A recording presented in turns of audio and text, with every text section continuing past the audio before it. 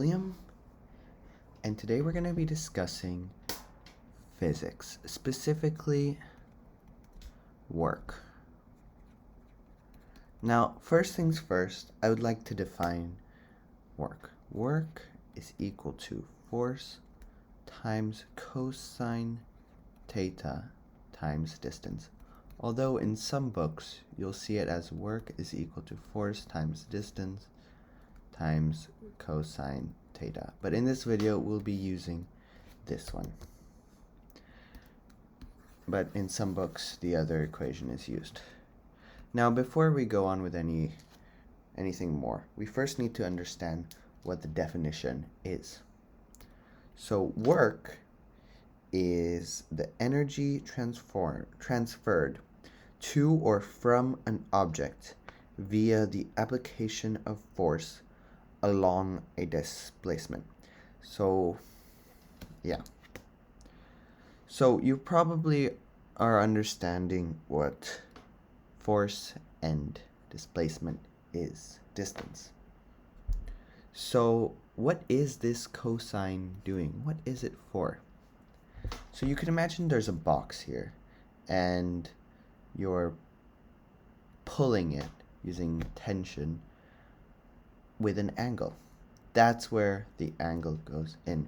Because remember, in the definition of force, it is a force along a displacement. So it's got to be along the same line as the displacement. You got to make sure if the box is moving this way, you have to use only this.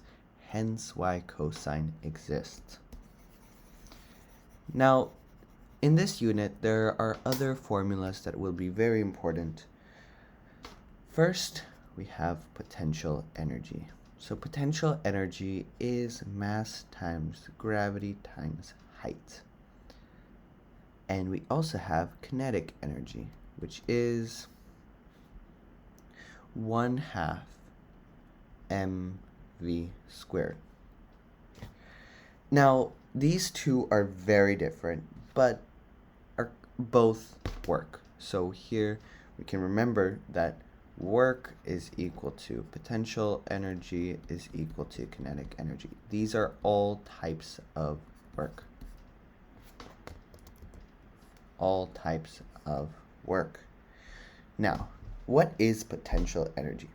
As the name implies, potential energy stores energy. So example here, we have a box. Let's make this a little bit better. We have a box just floating up here. And it's just floating up there. It's just chilling over there. Now this is actually potential energy. It has the potential to become energy. So once you let go of this box, it's gonna be transformed into kinetic energy. So at the top, we have potential energy. And then up at the bottom, we have kinetic energy. So another way is kinetic energy is just when an object is currently moving. Now, one famous way to describe these is through the roller coaster. Example, we have a roller coaster right here. Right now, it's only potential energy. For an example, let's let's make that a straight line because it annoys me. Let's make this 3. And let's give this thing a mass of 1. So mass is equal to 1. So, let's separate this into 1, 2, 3. So this mass at the very top, the cart at the very top, is only potential energy, as it's not moving. It doesn't have a velocity. But at the very end, the cart is kinetic energy.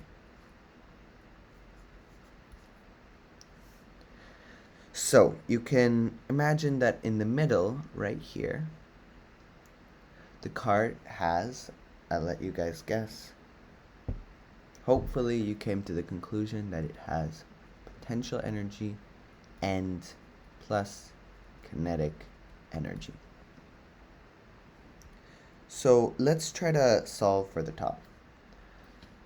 Now, the formula is, it's always useful to write the formula first, H, and then potential energy is equal to mass, and the mass is 1. The gravity of Earth actually is 9.81. 9.81. And the height right here, this is the height, is equal to 3. Now, in case you're wondering how I got 9.81, it's important to remember that Earth's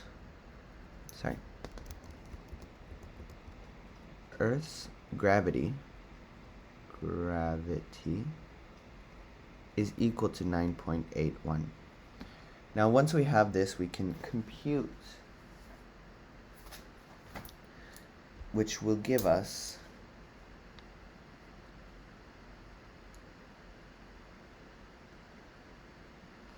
1 times 9.81 times 3, which is equal to 29.43. So this is the potential energy, but also gives us another answer. It's the kinetic energy too. The potential energy at the very top, is equal to the kinetic energy at the bottom. This is equal. And let's pretend that this is half. So this kinetic energy at the top, potential energy, is going to be equal to this one right here. Potential energy plus kinetic energy. And so on. So I want to actually try to dig further into this example, where now what if we want to try to solve for the velocity of the object? Now we know this number already, so here we have, let's have it somewhere over here. Let's just delete this.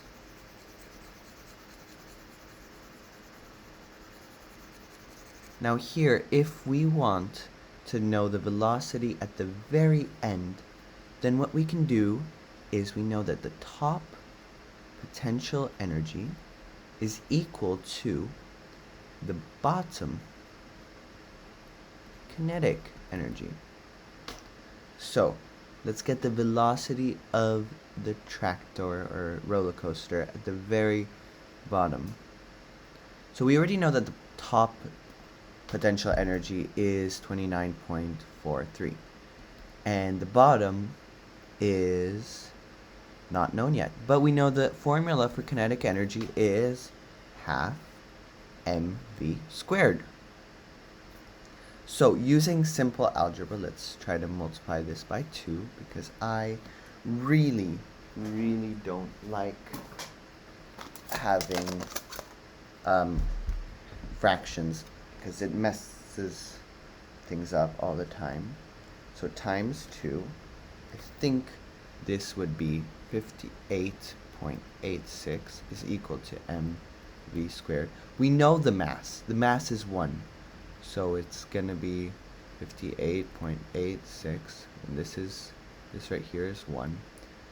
So it's just going to be v squared. Now we need to get the square root of this number. So the velocity is the square root, so we're going to square everything here, of 58.86. The answer will be the velocity is 7.67.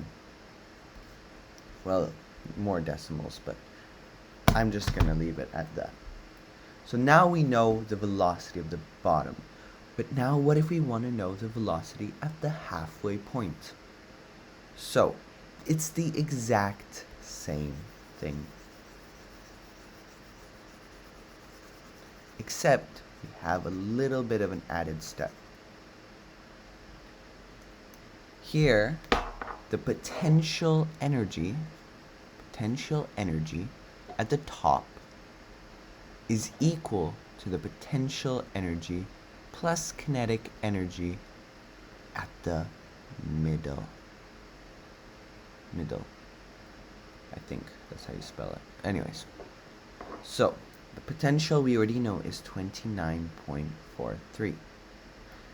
Now we need to solve for this again, because this is middle when the height is 1.5. So we're gonna have to recalculate it. So the mass, which is 1, times the gravity, which is 9.81, times the height, which is 1.5. So it's just gonna be 9.81 times 1.5, which is equal to 14.715. But we still have this kinetic energy over here, so plus kinetic energy. So let's try to make a little bit of more space. So 29.43 is equal to 14715 plus kinetic energy, 14 point, don't forget the point. Now the formula for kinetic energy is right here, 1/2 mv squared. 1/2 mv squared. Now we know the mass is 1, so at this point it's just going to be 1, so we can ignore this. 29.43 is equal to 14.715 plus 1/2 v squared. Now let's transpose this to the other side by making it a negative.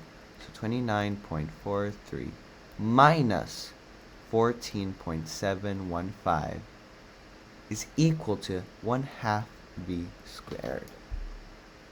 So if we calculate that, 29.43 minus 14.715, we're going to get 14.715, which is obvious now that we realize that it's half. It is half. So it would make sense that when you subtract these two, it's 14.715 is equal to v squared. Now let's multiply this by 2. Now you'd guess it, it's 29.43. Multiplied by 2 is equal to v squared. Now all we have to do is get the square root of this, and velocity is going to become 5.42 at the halfway point. The velocity is 5.42. Now, I just want to congratulate all of you guys on this. So this is just the basics of everything so far. Now we're going to go into a little bit more advanced. If you're still confused with what's going on, I recommend going over the video and maybe trying to practice these formulas. These are all the essential formulas. Now that we have all the basics done, let's try to answer a question. I hope this works. There you go. So imagine we have a mass of 4 kg is pushed to the right by a force of 20 newtons. A friction force of 14 newtons is acting on the block while it moves a distance of 12 meters along a horizontal force. The force on the mass are shown in the figure below. Calculate the work done by each of the 4 forces acting on the mass. Now, the first thing I always recommend everyone to do in a physics question is to write down the parts. So here we have a mass of 4 kg, and then a force, so F is equal to 20 newtons. The friction is equal to 14 newtons, and there's a distance, but we don't use distance as D, we use it as S. Distance of 12 meters. Well, actually, I'll just write it as distance of 12 meters.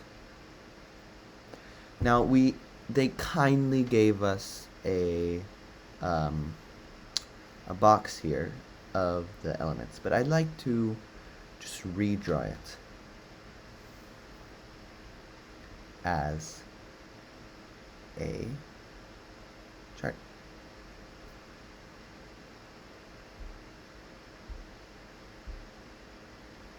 Did it? Yeah, there. So here, the force, the F, is equal to 20. We know that. The friction force is equal to 14. So here, and then this one is longer. And then here, we still have something, the R and the mg, mass times gravity. Now, let's start computing. Before we do this, I do want to explain a little of something. First, cosine 0 is equal to 1. Cosine 90 is equal to 0. Cosine 180 is equal to negative 1. And lastly, cosine 270 is equal to 0. This is very useful to memorize because it will make things go faster and easier to explain. Now first, let's write our formula. Work is equal to force times cosine theta times distance. Now we're trying to calculate the work done by each of the 4 forces. So let's start with the first one. Let's start with this one, the 20. This is quite simple, where force is just equal to simply 20 times cosine 0 times 12. Now, cosine 0, as I stated here, is equal to 1. So I can just change this into 1. So 20 times, this is a 12, because the distance is 12 and the force is 20 newtons, which is equal to 240. Oh, sorry, my pen is dying on me. Next, let's calculate the friction force. So first we know the friction force is 14, so we're going to write 14 times cosine 180 times 12. Now notice that cosine 180 is right here as negative 1.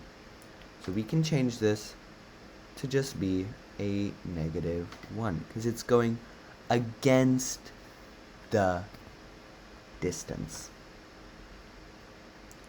So that will be negative 1, which is going to make this negative 168. Oh, I forgot to write joules for this. Joules. Because work is joules. I don't know if I said this already. Now, R, yes, we could go over everything and calculate, but I don't want to, for one simple reason. I know that this right here is an angle of 90. And 90 is 0. So no matter what numbers we multiply, we will be multiplying it by 0.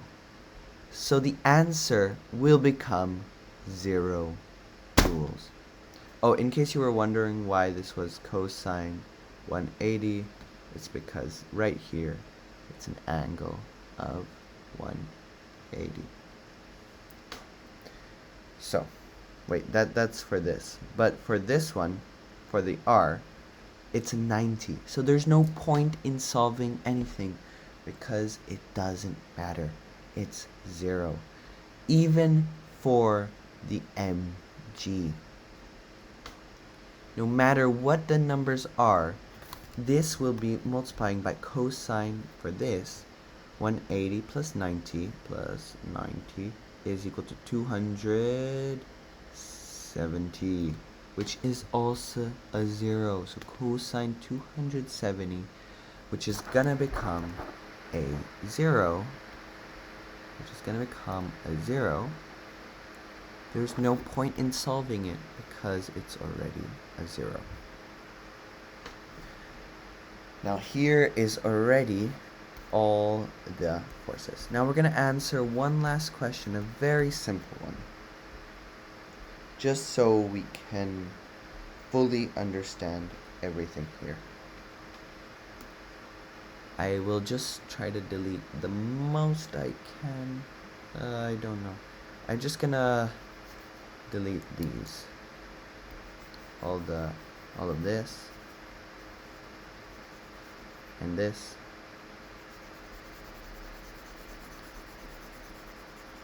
Let's try to keep as much as we can while putting space for the new equation.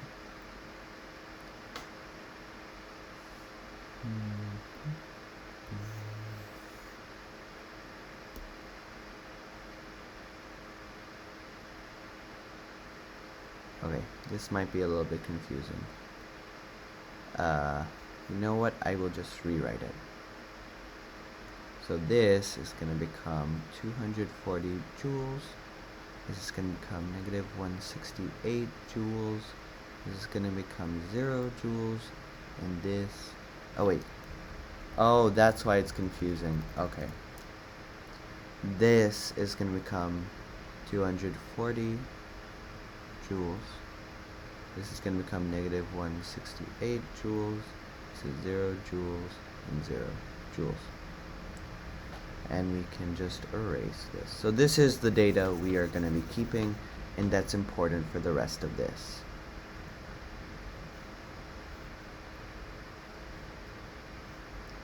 Sorry, it seems to be lagging. Okay, so now let's import the next question. So, calculate the work done by the pulling force. So what is the sum of work? Sum of all the work. This is as simple as just adding all the work. So force plus friction plus R plus mg, which is simply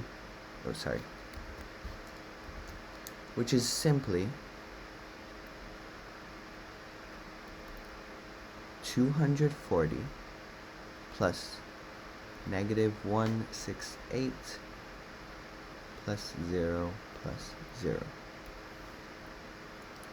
which will give us a final answer of the sum of forces. The work done is, well, the net work done is 72. Now I wanted to add something at the very end talking about how this is a very, very simple equation. Very oversimplified. Everything is simpler, everything is easier. But basically, in the tests, the questions will be very hard, especially if you're doing IB. Now, it's important to memorize and understand these basics very, very, very well. That way, once you're doing all the very complicated problems, you have a base that's already very good, and that way you can answer the harder questions better and more easy. So as easy this part is, it's important to make sure that you fully understand everything in the video. These concepts should come to you very easily, because if you're doing harder tests, then these is just the basic building blocks. You won't get easy questions like this in the test, so you will need to make sure you master these basic concepts. That way, when a hard question arrives with a lot of equations, a lot of everything, you're going to have to use all the kinetic formulas, the work, and the potential, and all of these complicated roller coaster situations that go like this. You'll be able to understand how to solve it. Thank you for watching this video, and I hope you learned something. If you did learn something, please comment down below, because I really appreciate it if I helped someone. Thank you for watching, and please subscribe.